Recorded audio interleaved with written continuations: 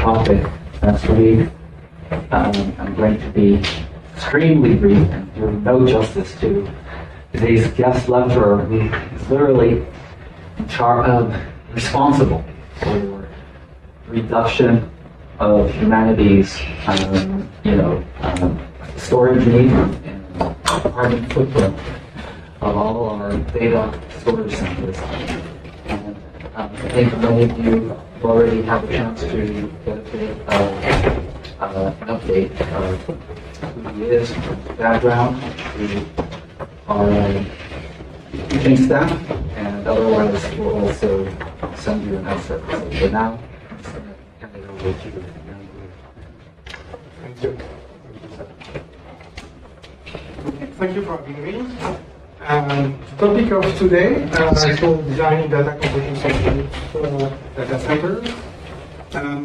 So you have already seen quite a few topics on data compression, magnetic flow, code. This is not the point of today. We will not see that again. What we will talk about is essentially everything else not directly related to data compression algorithm, which is nonetheless there in any project involving data compression. And if any of you in the future wants to have a successful deployment of your own solution, you have to get through all the steps. And it's better to get prepared by knowing them. So the topic of today is just that. Let's assume you have a brand new compression algorithm you are very proud of. And you would like to get it deployed in all the data centers across the world. What will it take? What do you need on top of just compression? And so we'll start with triviality. Just know your use case. Okay? What does that mean? It's obvious, but what does that mean?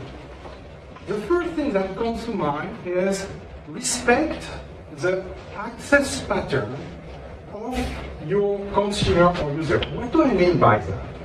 Let's take an example.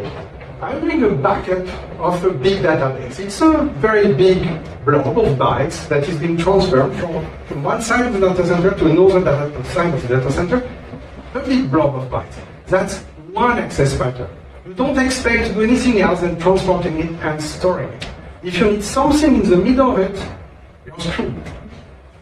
So another kind of access pattern is, let's say, a compressed file system. ButterFS, ZFS, if you are aware of that, compress your file on the fly on your hard disk. How do they do that?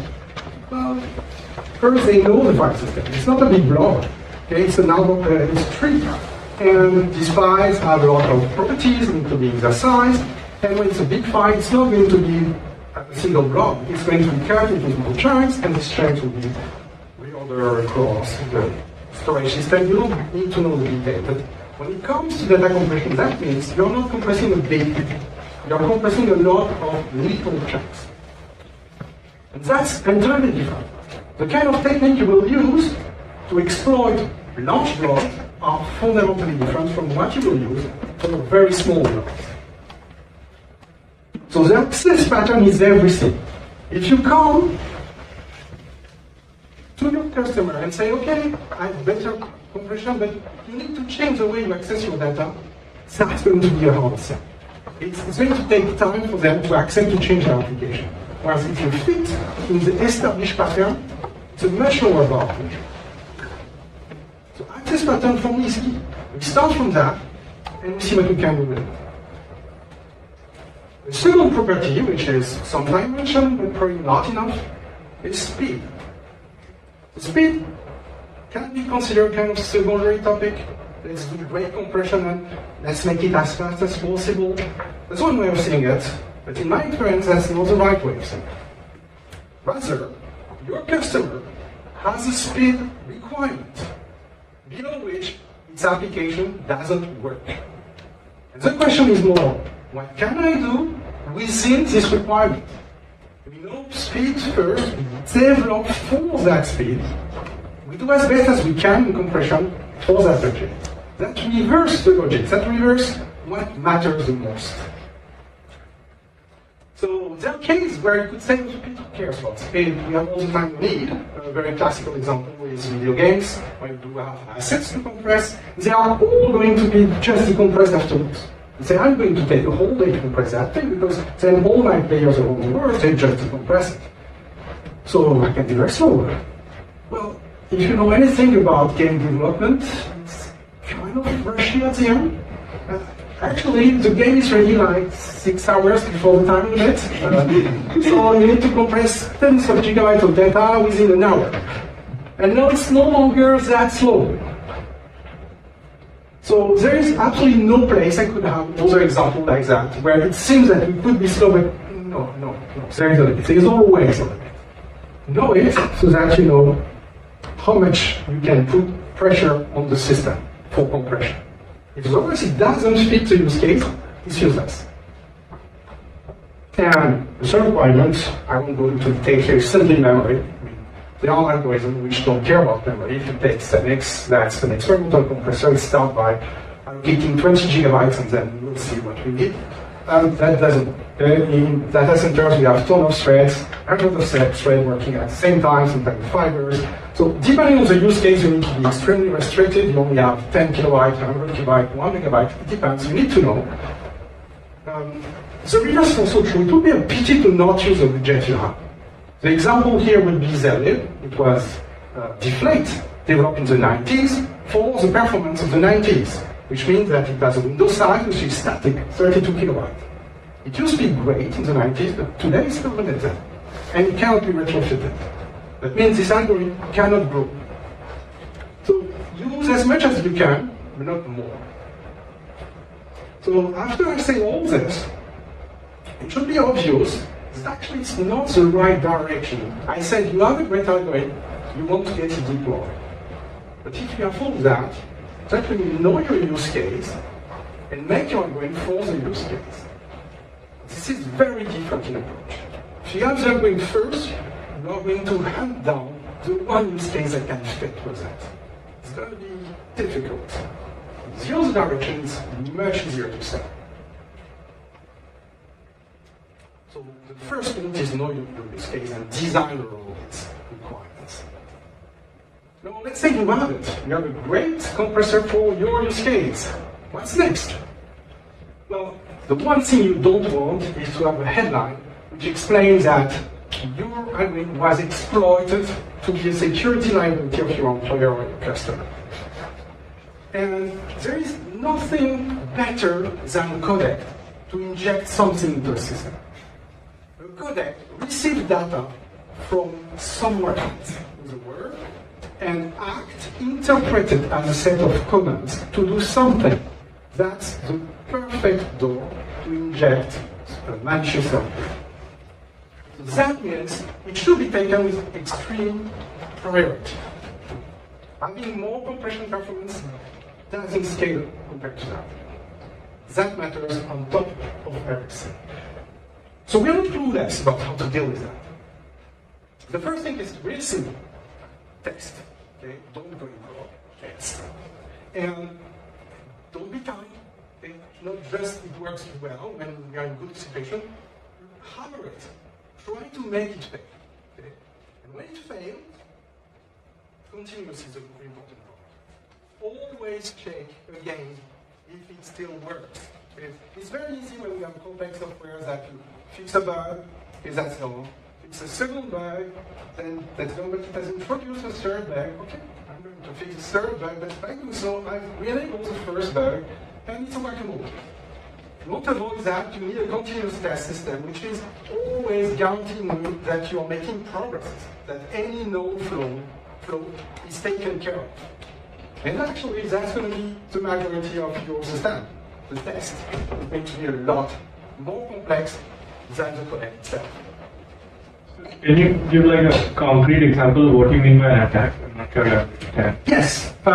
So you have a data center, you receive data which is compressed, and you believe it comes from a known source, but actually no, it's a third-party actor. And now this compressed data comes into your decoder. And because of a known flow in the decoder, when this data is decompressed, it's actually overflow into a buffer that it shouldn't. And it starts to write the programs there, and then it manipulates the pointer to go there, and now you have a Trojan. This happens all the time. It's not theoretical, it's what happens every day. So is it fair to say that when you talk about testing, you want to verify that what you think is a lossless compressor is truly a lossless compressor? That's the starting point. I would say you want to verify that it boundaries, but you want also to verify that it doesn't blow away any of the security of the system. So that means it never reads anything out of the assigned buffer. It never writes anything out of the assigned buffer. It never reads the data that has not been initialized beforehand. It never blows away the stack, and so on. So unit test is when you control the scenario. You say, I know this is a bad case, I want to test it forever. But there are an infinite amount of scenarios. And this day we have better tools to deal with that. And that's called fuzzing. So that's something I would invite everyone here to look at.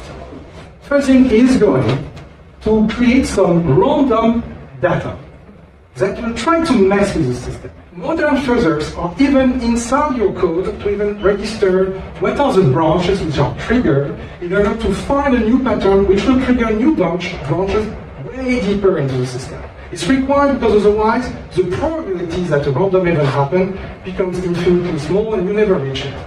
But with these fuzzers, they will find it. Just give them 1 or 2 days. Here also fuzzing, deep fuzzer, they are continuous, they never stop. If you've got an open source project which is well employed across the industry, you might even have a ticket for OSS Fuzz, which is an infrastructure by Google, which continuously tests and fuzz these libraries, 24/24 by dozens of servers. And if there's something to find, they will find it. This is the price to have a secure software. And secure software is mandatory to be deployed.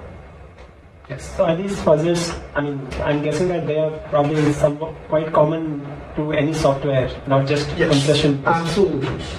Yes. Here, this advises, you could say, it's not just for data compression. Any software should pay attention to them. So one thing is that compression is also a codec, and that's a major vector of attack. So that's why it's even more important to pay attention to that here rather than the GUI interface. For example, it's less important. Also keep in mind that data compression algorithms tend to be very deep in the software stack. So you will find that essentially everywhere, used by almost every software within the data center. So the flow there has an attack surface which is immense. And that's why it matters a lot. Okay, let's say you have tested your software with the best possible practice there is, and you are secure with that. So what comes next? Well, it's time to use it. So it's time to integrate it. How do we do that? So these questions are also not specific to data compression. They just happen to be there and they need answers. How is a compression solution provided? Is that a source code that's going to be compiled? Is the target application? Is that a pre-compiled binary? Is that a CLI? Is that a library? Or is that even a service or a black box that you need to access? There is no one-sided answer here. It depends, once again, on your use case.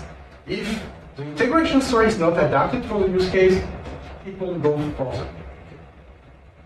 So just find the right level for your use case. The second topic here may seem simple. That's API design. So API, application programming interface, that's what your user actually manipulating. It could be a command line, or it could be a C API with symbols. And in this case, what you want is 2 things. A simple story for new users. so that they get to the system, learn how to use it and want more, and progressively discover, unlock new achievements, if you wish, and get more and more capabilities from the libraries. Too many libraries give you the entire complexity of the system up front. This is a massive step that will dramatically reduce the number of users. So, if you want more users, make the story easy for them. The second point, this one is more difficult to explain, but I will try. It depends on the culture of the company, but some companies really don't have a great culture for API. Everybody will try to get rid of this problem with his neighbor. So let's say I've got this library, it depends on other libraries, which have crazy interface I don't understand, with parameters I don't understand. Let's put that up, and now it's a problem of my user. So this kind of behavior happens as a result of culture of some company. If you do that, the software is dead. That means never going to be used elsewhere than between this lower layer, this upper layer, and your user will not be even able to make sense of it, not more than you.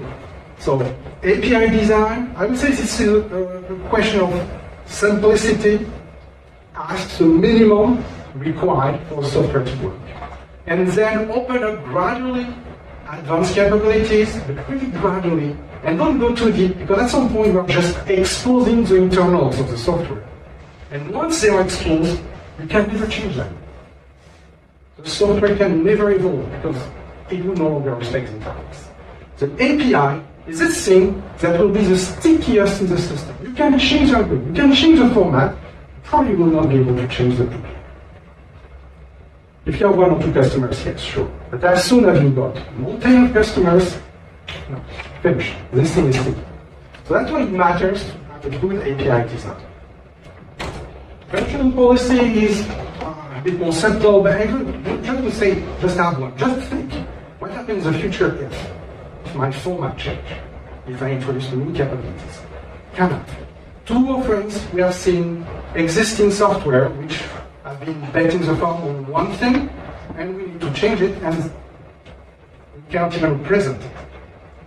And so now we need to have another layer below the layer to have its own header to express that. No, in this case, we can't find solution, but it's a versioning is just think about the future. It's not just about the software today, it's how it will be tomorrow. So you just have to think about this evolution and bake that into the format and into the API. I won't go into more detail because that can be pretty complex there. You just need to be aware of the topic so that it helps you make choices. Okay. Yes? You said the API design is even more sticky than the format. Yes. Well, why is yeah, that? it depends. Yeah. It depends. I would say it depends on how general is your format. So in this regard, this standard would be a bad example because the format itself is the interface with the rest of the world, since now there are third-party implementation. If you have other software, even hardware, which are able to understand this format. So if you change anything there, it's the end of the ecosystem. But in many cases, this is not what happens. You will develop software which will be useful for a company or an industry which is more narrow. And in this case, as long as you provide a way to read and write into the format, you still have a way to control this format and make it evolve. You lose that as soon as you open the format to third-party implementers.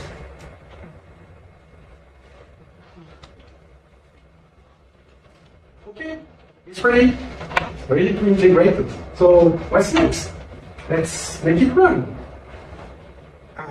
So what can go wrong?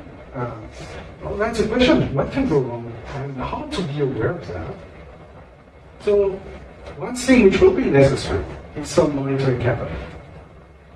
So in all fairness, you don't develop that on your own side. Any data center will have some monitoring capabilities. I think they are almost different every time, but they have some regular component you expect.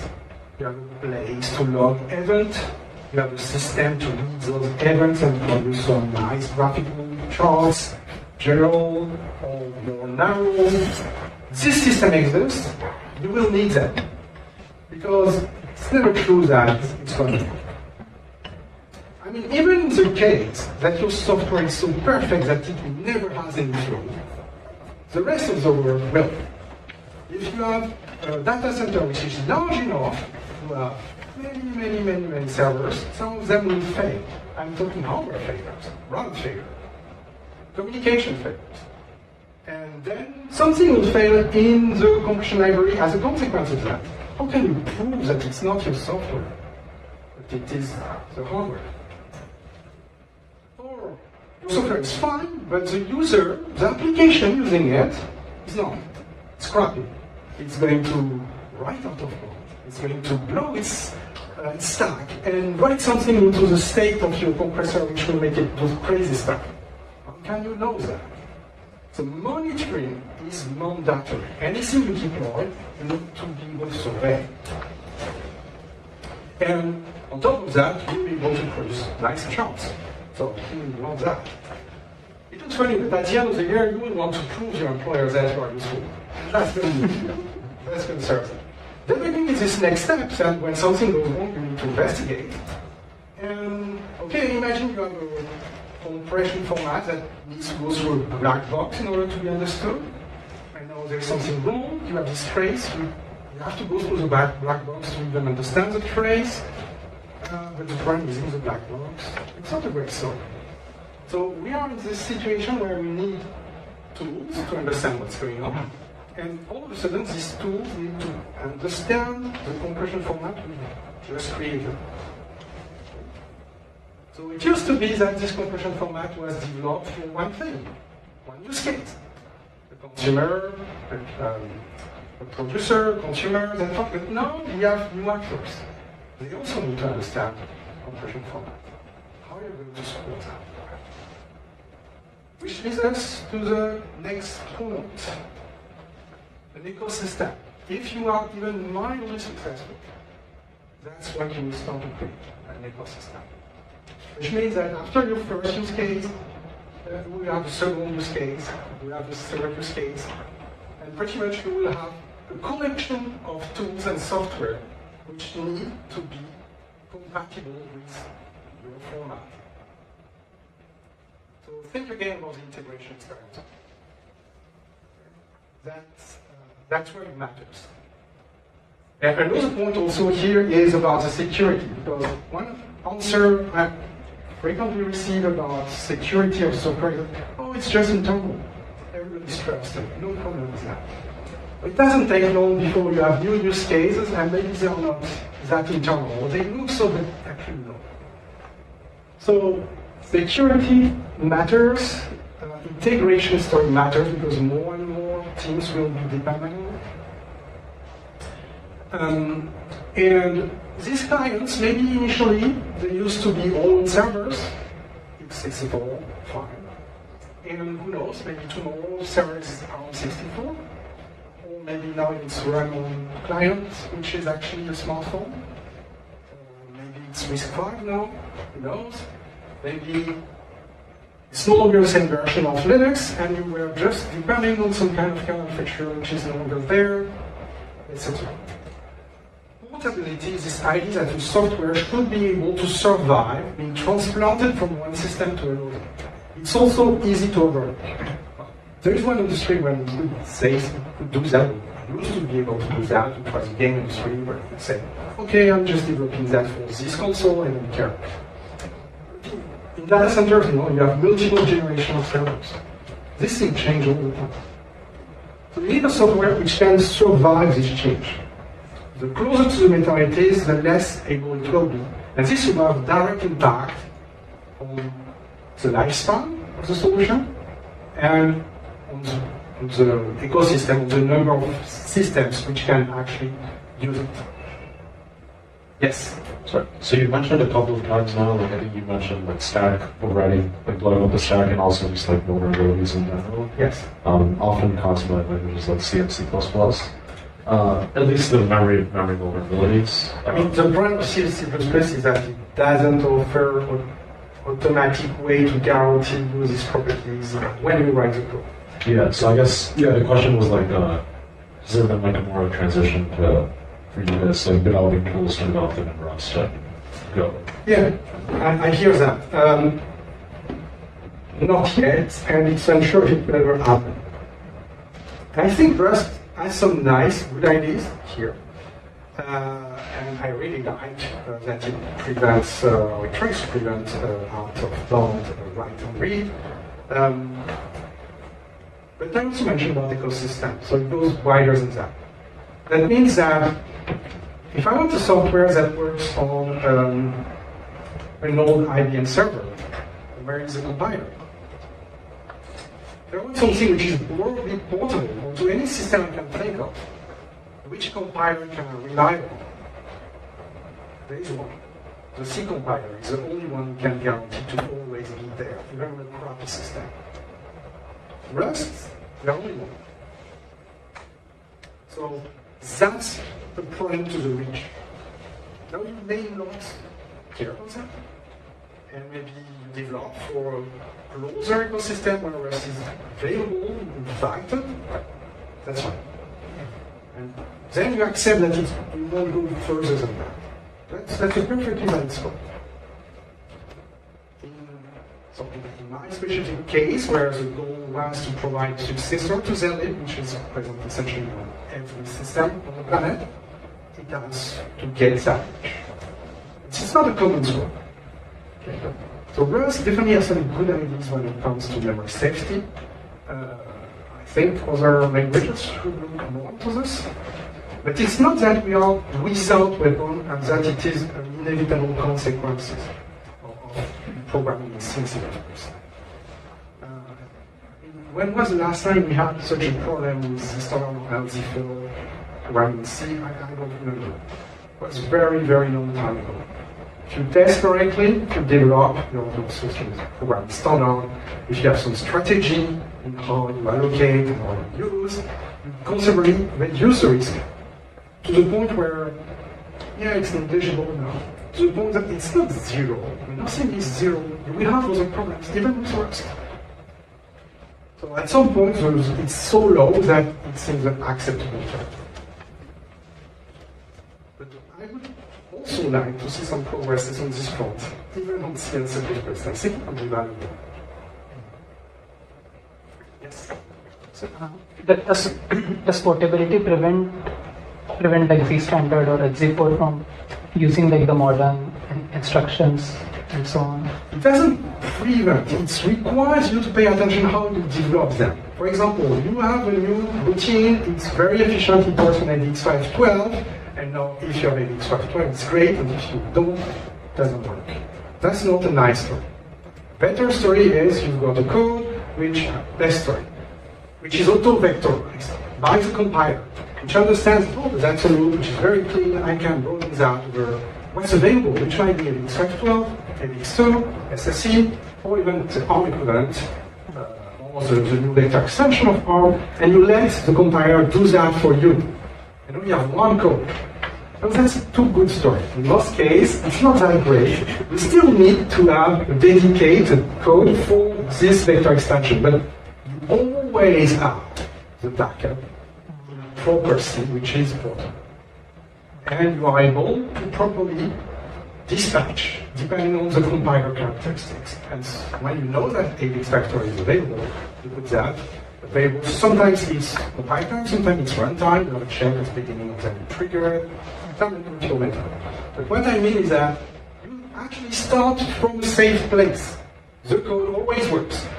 And then you specialize it in good conditions. But you never lose the safe place. And that's the price important.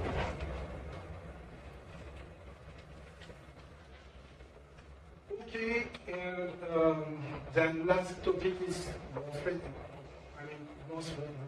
that if you get to a point where you are fed up about or you can't provide all the time access to your format through your team, through yourself, and it needs to be a more distributed effort, then there is a need to write some kind of specification that other people can use and start to access the data without systematically having the need to use your effort or yourself.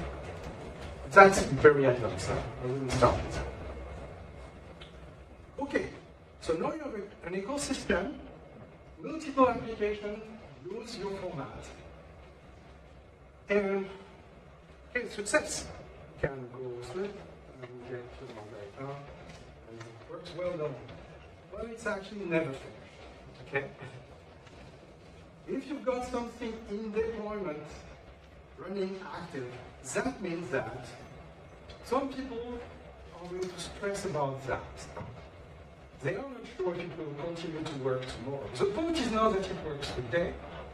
The point is that it still works tomorrow because something has changed, whatever it is. So the question is more, if there is a problem, who do they call? You can't say even call anyone. So if you are employed by a company and your user are in the same company, they have solved this problem by making you their slave. But if not, it's a big stress. In a customer provider situation, customer really must have a great faith that the company is not going to disappear overnight, that the system is still going to run in 5 years from now, even if the server is updated and using new CPU. So the one thing I want to make it clear is that creating an algorithm is not just a one-off thing that we can just run away from. If it is successfully deployed, it means it's constantly being maintained. There is a team in charge of guaranteeing that it still works. Even more than that, guaranteeing that it works even better, to improve, that if there is this little detail that's needed to make it even more comfortable to use, there is a team which can answer that.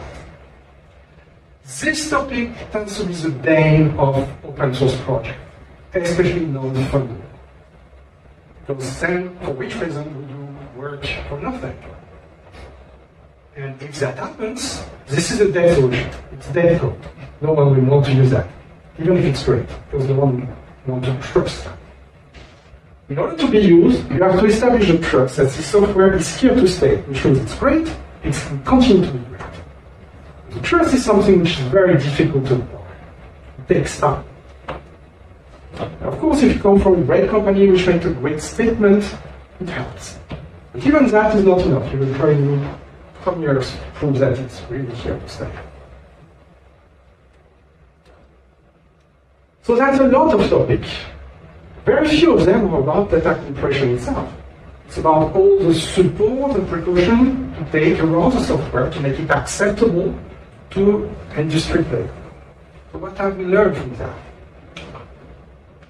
First, when you ask a customer to believe in you and in solution, you're not just asking him to believe in your great compression ratio.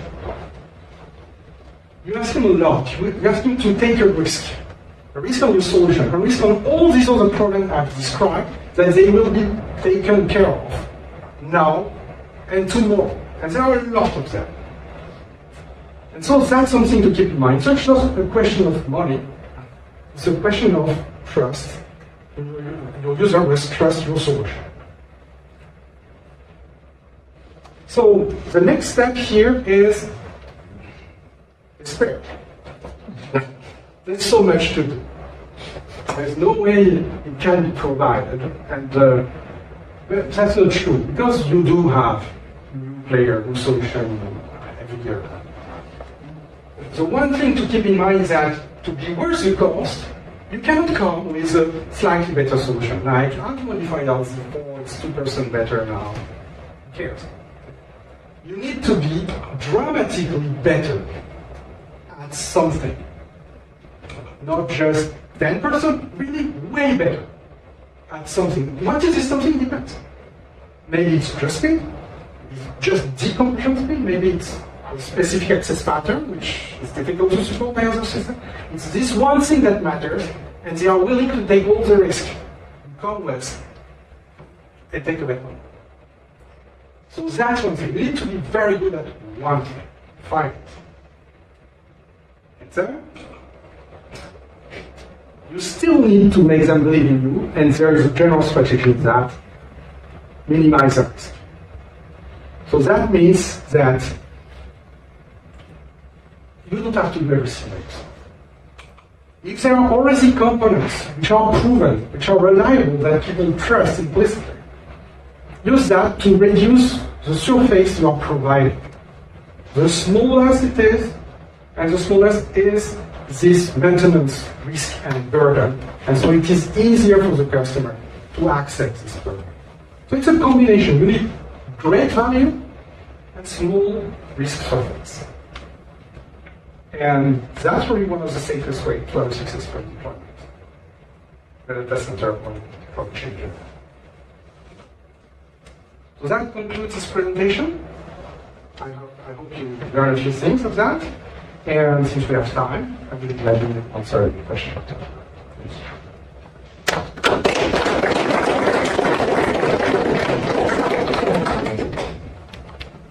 Yes, so you mentioned a lot of good thoughts on how to design a practical compression and how to deploy it in practice.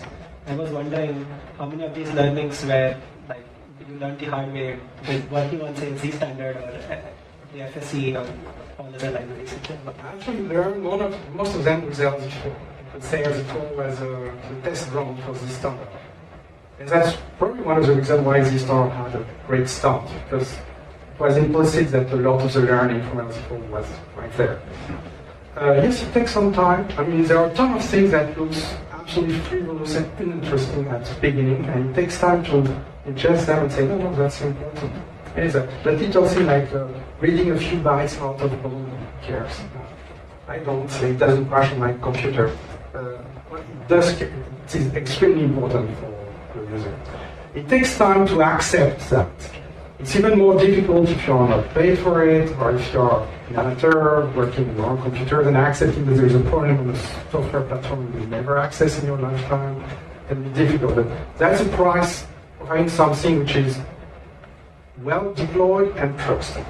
That means that their concern are taken care of. And now there is a certain brand associated with it. So yes, L10 was the experience by far, and this standard was a lot smoother. Yes. I'm curious, how do you get started? You have some idea, you do one thing better than a compressor on the market. You said yourself, depression sets in. It's like, where did you begin? So, like, where did you begin? So, in my experience, I wouldn't consider it to be something to be replicated. There's a lot of luck involved too. So, keep that in mind. Success is not just work, it's also luck. It's a combination of two. If you don't have work, it will not work either. So, need both. What made me into it? It's a strange thing. I was interested in data compression since a lot of time, and I had a ton of time to kill, and I decided, hey, let's look at it for a while. And for some reason, I focused on very, very small algorithms that were very lean on resource and very fast. That's initially because I was programming on an old handheld calculator from my youth. It was extremely underpowered, so I needed that speed to get it to work. And then I came to PC thinking that, hey, I'm very lean, and everybody that PC developers are doing a ton of garbage, which is too heavy. And so I quickly discovered that was not the case, and there was a ton of very great software on PC too. But I just continued because I was interested in the field.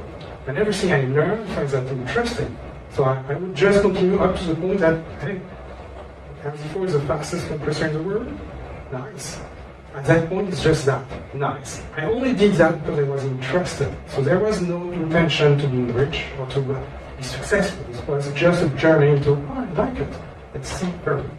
And the one thing that changed everything, I believe, is the arrival of Snappy from Google, which is an algorithm also focused on speed. And the simple fact that Google releases it changed the topic, because no speed matters. And before that, it was a side topic. Now people realize we've got a gigantic data center with a ton of data. We have to deal with them so fast that in most cases we just don't compress it, it's too slow. And now Snappy is not competing with JSON, it's competing with nothing. So it changed completely the discussion with speed. The problem was that Google is well known, and this guy in France, everyone knows him, so initially there was no traction. It took a while. I think the luck here is that first it happened.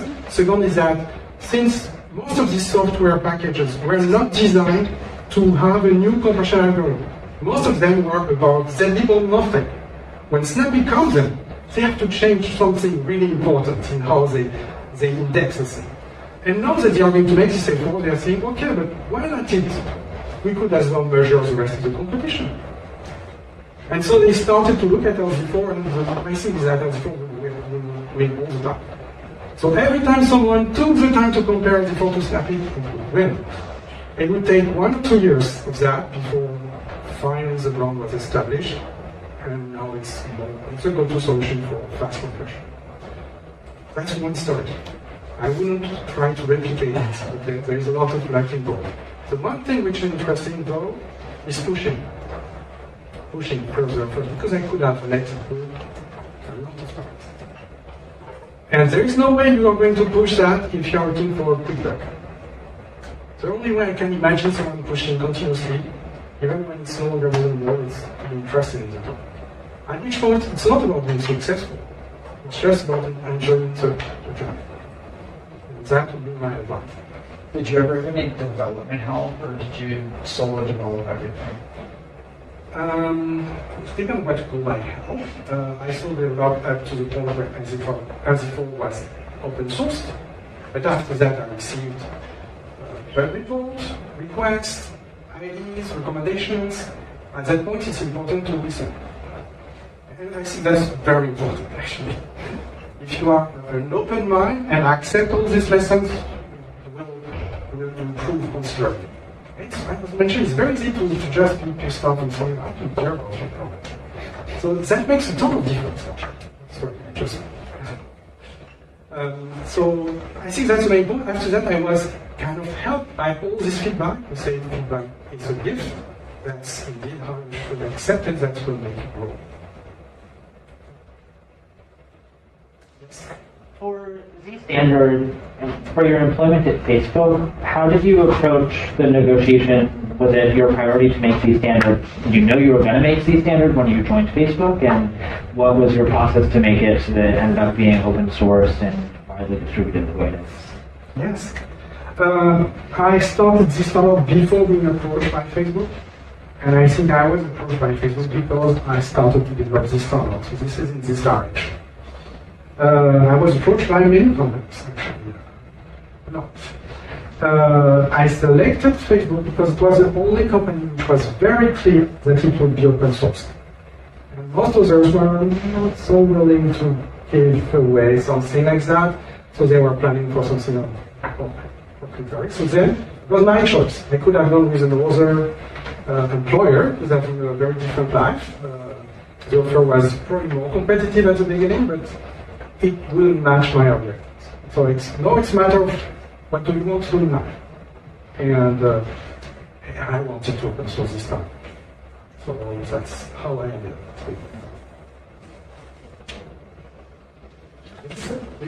Yes. Will the customer always know their use case? At the beginning you said maybe the customer needs to know, but maybe the customer just says, like, oh, I just want something that's very fast.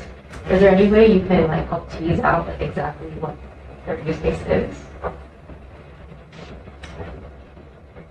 So are you asking for an example or for a general strategy of negotiation? Or no, I guess, is it a case where the customer does not know their use case? Or will the customer always come to you saying, like, I know exactly what I need?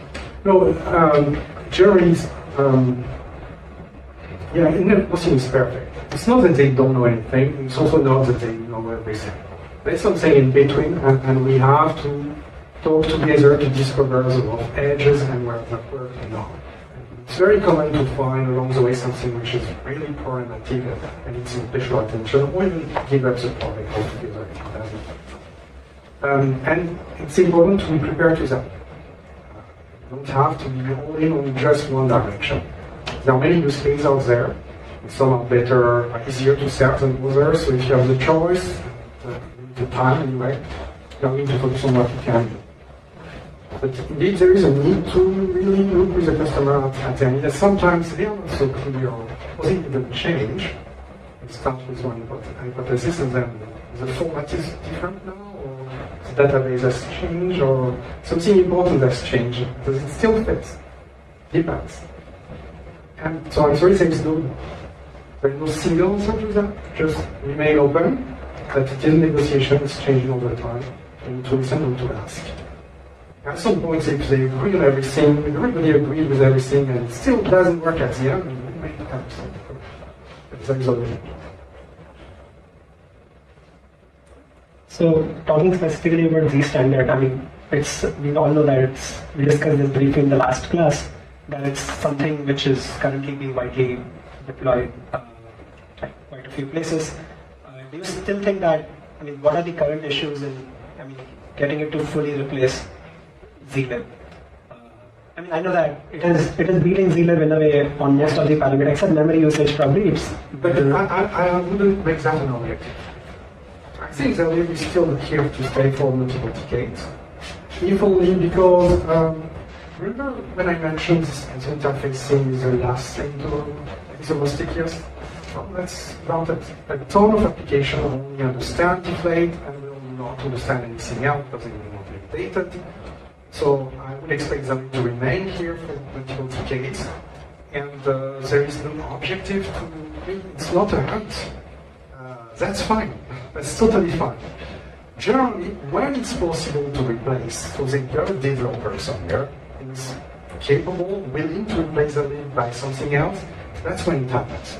In general, this standard offers very better performance. So you could say that it's even more at ease when you do have modern CPU, out of order CPU, generous amount of memory in the megabytes range. That huge, but that's still a lot than a few kilobytes. That's territory where it's easier. When we go down capabilities, both CPU and memory-wise, the difference narrows. At some point, you could wonder, well, it's a bit better, but worth it. Is this 3% really worth it? And that's why I don't expect this function entirely to replace them all over the planet. Just not even a hope. But these days, in data centers, there's a pretty clear trend, not just in Facebook Meta data centers. We're aware of usage of this technology across the industry, even in other countries. So I would say that's the most common choice as is day for data center solution. That's good enough? Thanks. Yes. I was just wondering, like, when this was deployed, I'm sure there were, like, as you mentioned, some bugs. Was there ever a situation where, like, somebody using it kind of lost data forever, and how did you feel? So you would be surprised that there was not so many bugs. Actually, we had once a bug, and indeed, data corruption is the worst you can do because it's silent, and you only realize that when it's too late. And so we had once a bug which would affect very, very large file, more than 4 kilobytes. And it was something very complex to explain, but let's say that was the core of the problem. How do we test that? Because you can test small inputs and you can have millions of tests on that, but huge inputs, by definition, you are not going to have a lot of tests with them because it's slow. So we had a lot of test coverage at this range, and it resulted in you had one chance in 1 million to have a corruption bug for files larger than 4 kilobytes, and it lasted 2 months, something like that. So the thing is that at the scale of Facebook it happens. If it was at the scale smaller than that, we would not have noticed anything. You would have one corruption and would have confused that for some kind of hardware error. But because of the scale of Facebook, it was not 1 error, it was more like 10. Still very low, almost competitive with hardware, but uncomfortably close to hardware. So we checked, and there was a bug. And that's it. The number of bugs in this standard has been very low throughout this development. I would attribute that to a huge focus on that. Absolutely huge focus since its development. We haven't waited for problems to happen to start thinking about it. Fuzzing was part of the development process in the first 6 months. So we're kind of at the best of what the technology can do back then. This topic.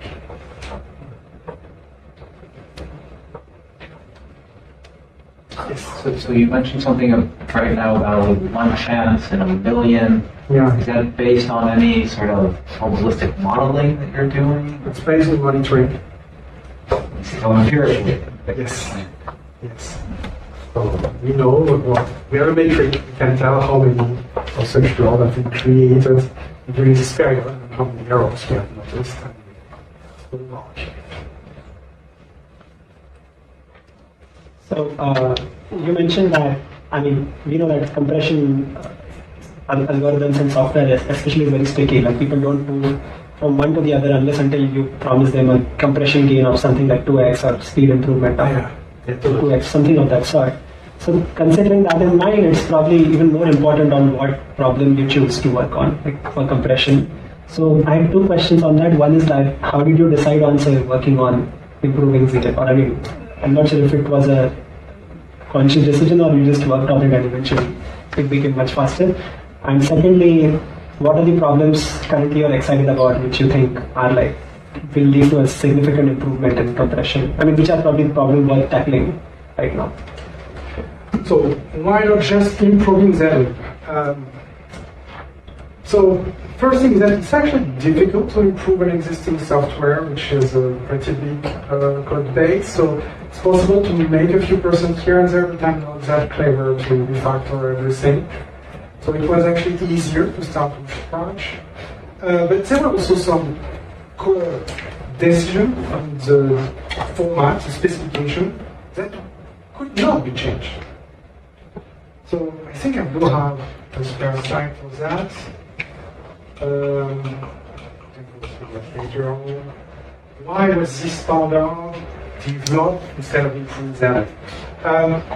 So this is more about some lower level stuff, but the higher level, I just mentioned the limit of the ZLib is 32 kilobytes. So we can never do better than that. In contrast, these standards allow almost effectively unlimited window size. If we want to, that's not necessarily the case. Also, the case we are finding is 1 megabyte, but if we want to, we can have 3 gigabytes. So we have broken this limit, and therefore opening the perspective of much better compression ratio, which will always be unachievable by ZLib. So that's one reason. Another reason, so red code modeling was a thing which was invented after ZLib. It's not very difficult to understand. It's also not unique, but it's not in ZLib. It will never be because it's not part of the format. This matters considerably when you've got structured data with typical fields at the same exact distance all the time. And this makes a ton of difference. And structured data, that's what we have in data standards. So it matters. ANS was this new thing, and in some way, this standard was kind of a descendant of that development. So after creating FSC, I wanted to give it a run, and in some ways that's what this standard is. And then you have all this other consideration where we think about how work a modern out-of-order CPU, which once again did not exist in the early 90s, so it's normal to not have this model in mind. And we need to favor these topics. Parallel execution, so dependency loops, which are designed so that you can do multiple operations per clock. Avoiding branches which are difficult to predict. So, yes, there are some design choices here that you cannot change after the fact once they are present in the format. So for all these reasons, it was simply easier to start from scratch. Can you quickly explain that part again? So you said like in ZLib we can't go beyond 32 kilobyte, whereas in Z standard potentially we can even go to gigabytes. Like, yes. Yes. Window size. That's just like in ZLib you can't even. It's hard coded in some ways. Yes, it's hard code. So window size is hard code. So it's 32 kilobytes, nothing more. You can use less if you wish, but you can't use more. Yes. I just wanted to rephrase Pedro's question about what you're excited about. Sorry. True. Yes, I think there is still a lot of opportunity in this domain. The thing is that it's going to be more specific. So it's really difficult to have one algorithm to do everything. Even imagining something like that, you have a problem of search space. Meaning that you are in front of a problem, you don't know what is this problem, now you have to analyze a ton of possibilities. This is energy. So the topic of energy matters in data center. You are not going to spend a ton of energy, like 7x, to get the best possible model. You don't have the time. So because of that, we have to narrow the topic and to specialize it. And when we get to do something specialized, we can definitely do a lot better, both in compression ratio and speed. Of course, it makes the topic more narrow. I think there's a lot in this domain, and I will explain a large explosion of these topics in the years. So by more narrow, you mean getting more specific about data type? Yes. Yes. So actually, a follow-up on that. So, like, there are many new data modalities coming up now, and in your experience, you have developed like many practical compressors over the years. Is also wondering like if there's a push towards like more modularization even, and like ways to like reutilize like a lot of these developments which have happened in the past to something which might come out in research, and you might want to make it practical eventually. Yes. But I think it will happen. It will effectively be time to this topic because it's too wasteful to restart from scratch every time. So there is a need for some kind of baseline.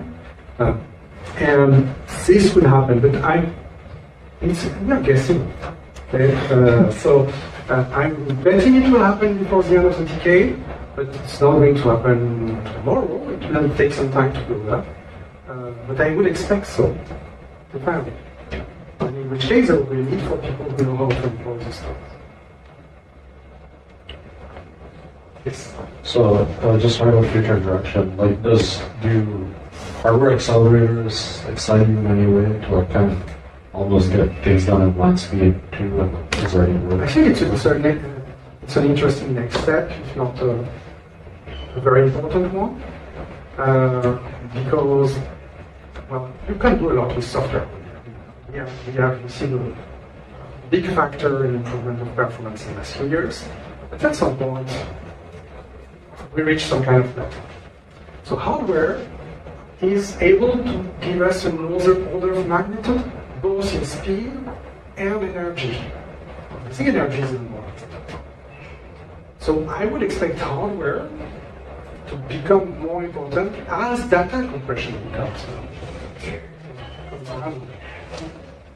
But it's only starting these days. It's not that you couldn't find an hardware accelerator in the past. It exists since more than 10 years, but it's barely used. My feeling is that they are going to use more in the years to come in data centers that will bootstrap this discussion. Because the big problem of the hardware is you cannot refactor it once it's deployed. So you better make some safe choices. And how do you still preserve some flexibility around it? So it's a big discussion, not easy. But this is also something I would expect to happen over the long term. Okay, we're talking 10 years from now. I would expect this topic to be in pretty good shape, but it will take that much time to write.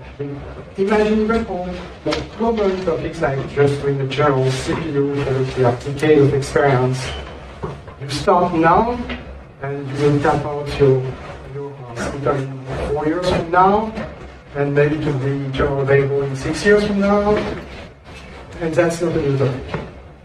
So we have to be modest and progressive on these topics, but I expect them to indeed happen. And an order of magnitude of better energy efficiency, that's certainly worth it. Again, I believe it will.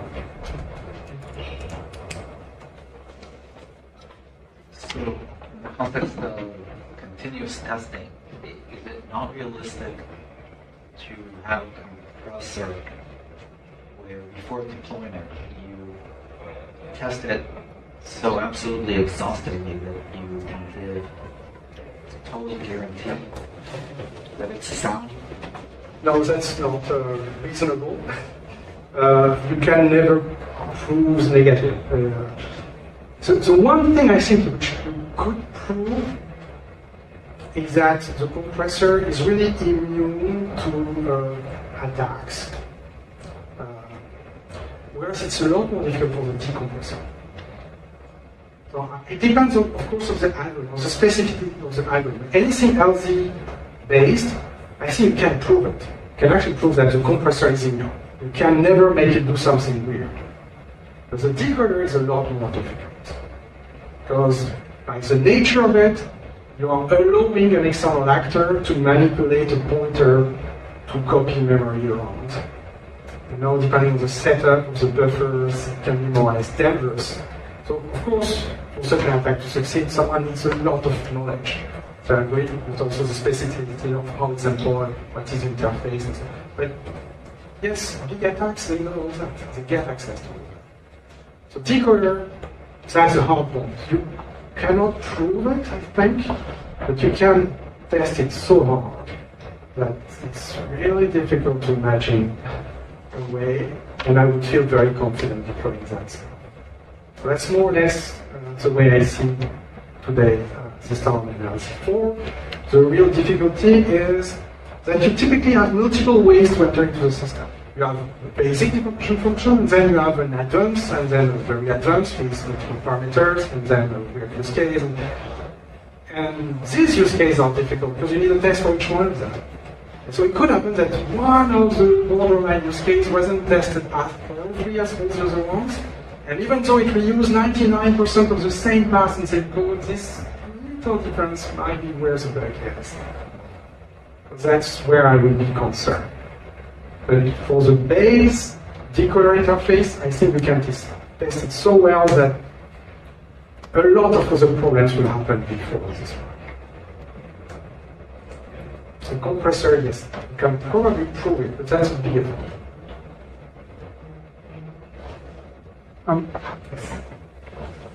So there are like a lot of tools, right? Like that people used to read their data or decompress their data, and so like, initially I assume Z standard, like nobody could read Z standard, like very few people. Yeah. They could obviously like download it from GitHub and make it, but like generally, even today, like Linux doesn't come shipped with Z, like at least most of the Linux. It depends. Yeah, but like, it's still not like as ubiquitous as gzip, for example. Yeah, it takes time for, I mean, a few years so that every new external comes with this standard. And in terms of distribution, it depends, but the majority and the most important one also ship with this standard today. But if you come back with a no distribution, which is possible because in data centers you also have old system laying around, you probably don't have this standard if they are more than 5 years old. So you still are in this situation that the absolute guarantee is Z. This one is going to be present, no matter what. This standard, likely, but yeah, it needs to be a bit more than. So did you like, in terms of approach, did you run after these people, like asking them to include Z standard in their tooling or on their systems? Or is it more of a thing that Z standard, so many people started using it that everybody felt that we should support it? Like, what was the... Yeah, that's not my experience of the open source community. I don't go to launch Linux and ask them that. They decide. They decide that it's good for them to include it. So why? So once again, I think it's also a matter of branding. I think myself surprised by the speed at which this standard was adopted across the industry because it was V1.0 in September 2016. I would say by February of the next year, so 6 months later, all the big distribution had this standard included. So that's pretty fast. I would assume that this comes from LZ4.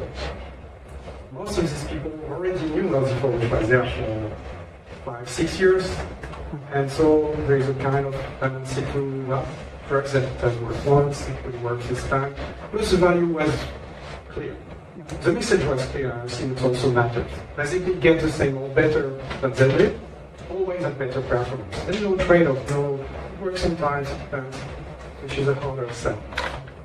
So I think the clarity of the message and maybe the establishment of a previous experience make it an easier cell, but I don't go to ask them something. They decide. And yes, the answer from the committee was really awesome. And you mentioned earlier that like zlib had a fixed window, like they couldn't increase it further. Yeah. So how have you like tried to make sure that Z standard doesn't run into the same issues? Like 10 years from now, you will want to add something, or do you already have some like very strict boundaries that because you have a format that's essentially limited. It's essentially limited. That doesn't mean we use that. But- Our own recommendation is 8 megabytes. Right. But if someone needs 2 petabytes, that's possible. Okay? It's just we don't see a lot of use cases where that's useful, but that's not the question of the format, it's a question of the implementation. But beyond window size, like more generally, like I assume when you fix a format, you have to fix like certain things about it, right? Like how have you tried to like maintain as much flexibility as possible while still like? Yeah, it's a form of reason. Once the format is completely stable, you can never change that. Single bit. So then you have to live with it. You have to accept the restriction and not say, oh, I could do that a bit better. Not right. So there's a bit of stress at the moment you say, okay, we'll go with that. And of course, in retrospect today, there are a lot of little details that I would probably do differently. And none of this detail would really change the station a lot, but they would help. But it takes experience to know that. So it's also not possible for me to imagine having this experience beforehand. And even when you have the experience, you need the time. Sometimes there are too many topics to address, and the time is lacking. So there is a trade-off to find here between perfection and actually delivering something. So I have to thank my previous manager at the time to push me to get something out for a certain event, because otherwise it's very tempting to continue working on it and get it a little bit better, and then the end never happens. But it's necessary to accept imperfection at some point. Yes. So it sounds like Snappy is an important part of the story because it kind of opened the door to getting people willing to try different compressors. So I guess when Google was first releasing Snappy, in some way they like went against some of the recommendations for how to get a new compressor out there. Like they broke a bunch of compatibility and said, like, here you have to adapt to this thing that we're making and start using it. And I guess it's because they're a big company. So I guess do you feel like the recommendation is kind of different at a big company? Like, are there moves you can make now that we're going to release this, start using it? This is difficult question. Also, come back to the period of 2011. That's really probably where Google has the best ground at this moment. So anything, especially in the programming community, anything coming from Google is good work. So they have this very big advantage that they say Snappy is something we find useful for us, it's probably useful for you. Figure out. They don't need much more than that. The people who were in charge of doing that, they were not much more incentive. So they made it open source, clean, very good code base, and that's it, and they moved on. So after that, the support of Snappy was kind of really,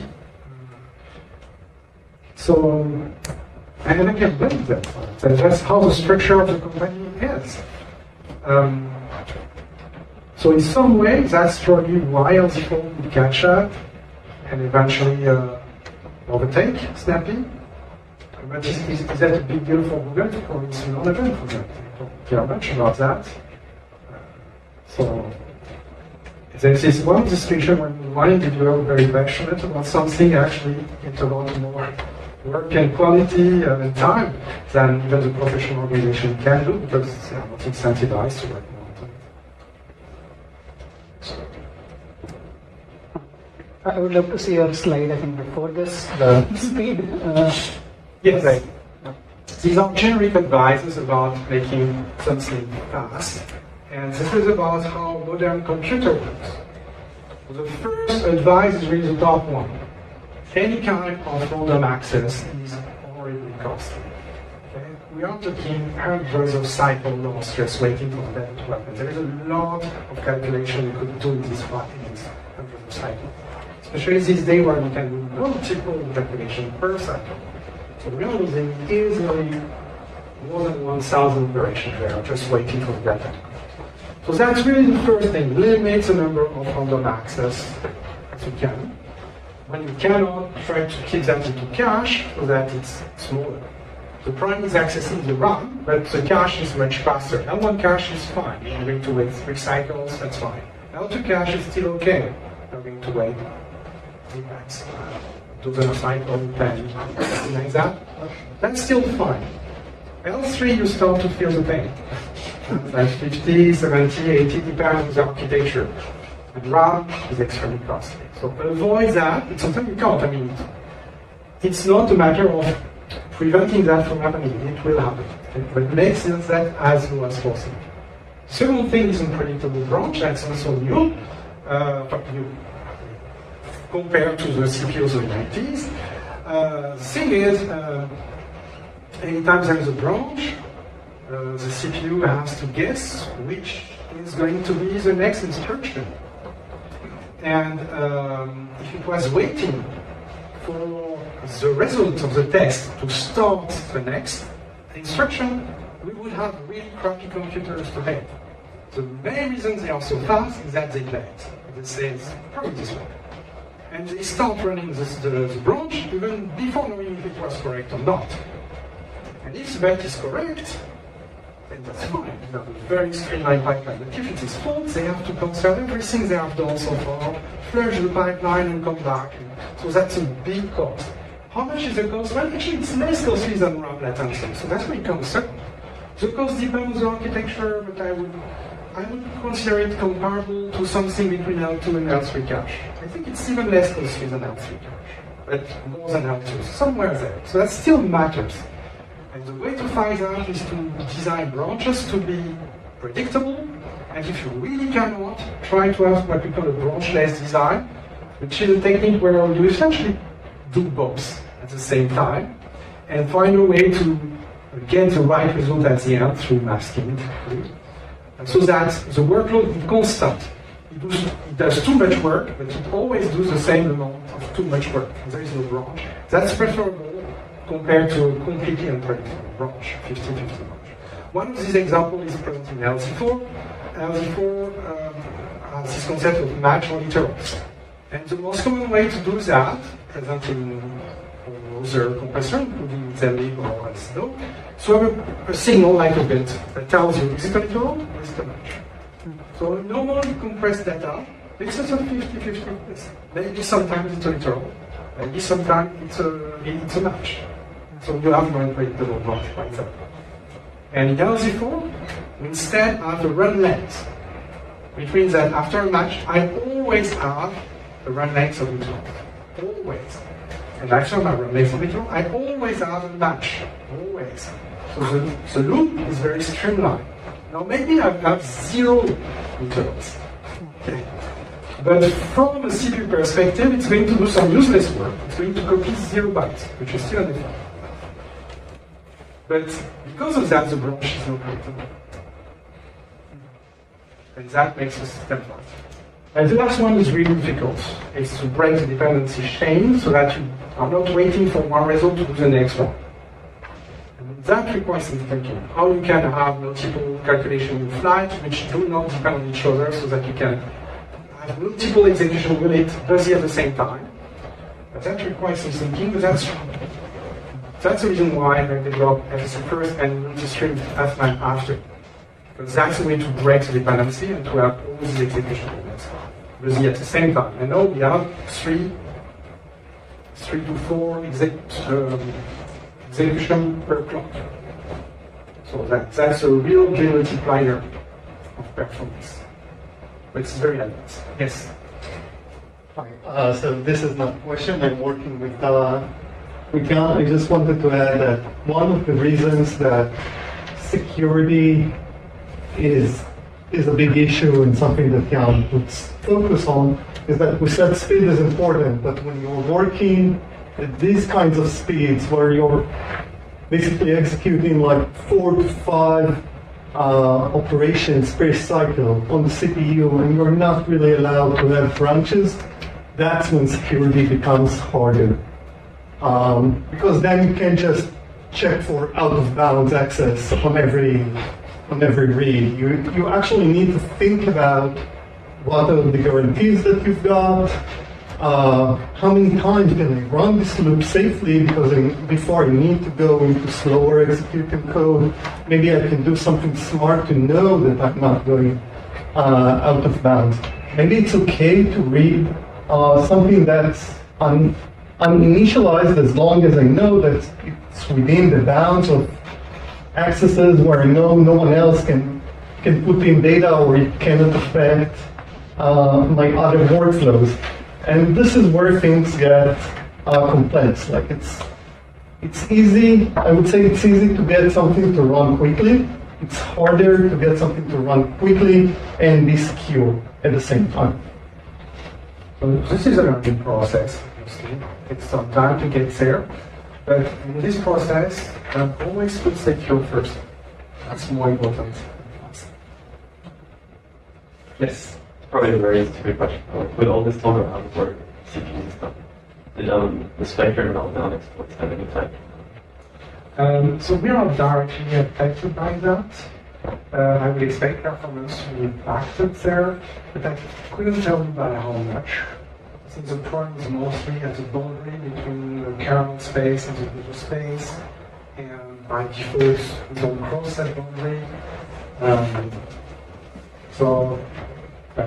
This is a problem for the CPU manufacturers. This is a problem for the kernel developers. It's not that much of a problem here for us.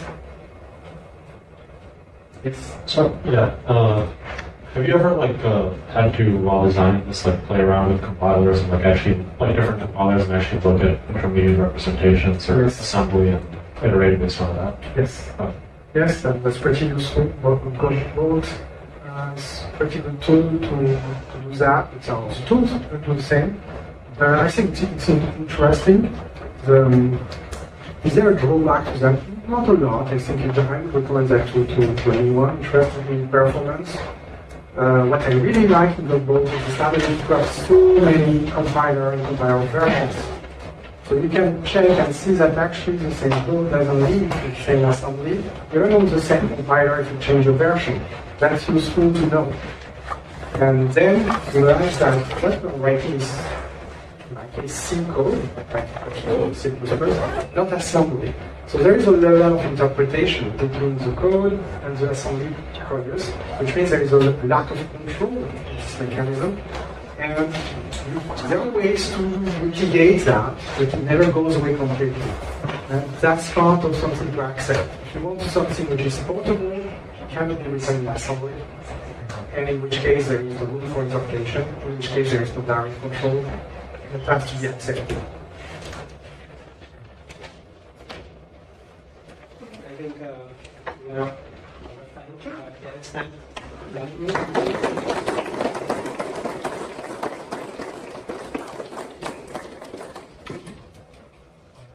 I think, finally, just a few announcements. So, the intelligence staff will be outside on these days.